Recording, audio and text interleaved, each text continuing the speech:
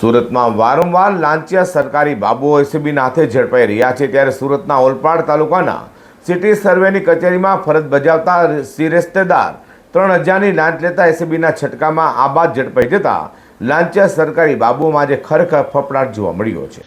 સુરતમાં ફરી એક સરકારી બાબુ લાંચ લેતા ઝડપાતા ચકચાર મચી ગઈ છે। સુરતમાં લાંચિયા સરકારી બાબુઓથી લોકો થાકી જતા હવે આવા લાંચિયાઓ વિરુદ્ધ ફરિયાદ કરી રહ્યા છે। તે સુરત એસીબીની ટીમે ફરી આવા જ એક લાંચિયા સરકારી બાબુને ઝડપી પાડ્યો હતો। વાત એમ છે કે સુરત એસીબીમાં એક ફરિયાદીએ ફરિયાદ નોંધાવી હતી કે તેઓ દ્વારા ઓલપાડ સિટી સર્વેની કચેરીમાં વર્ગ 3ના શિરસ્તદાર નિલેશ બાલુભાઈ પાંડવ પાસે મિલકતોના પ્રોપર્ટી કાર્ડમાં નામ ચઢાવવા માટે અરજી કરી હોય, જ્યાં શિરસ્તદાર નિલેશ પાંડવે ફરિયાદી પાસે એક અરજી દીઠ 1,000 રૂપિયા, 3 અરજી દીઠ 3,000ની લાંચની માગણી કરી હતી।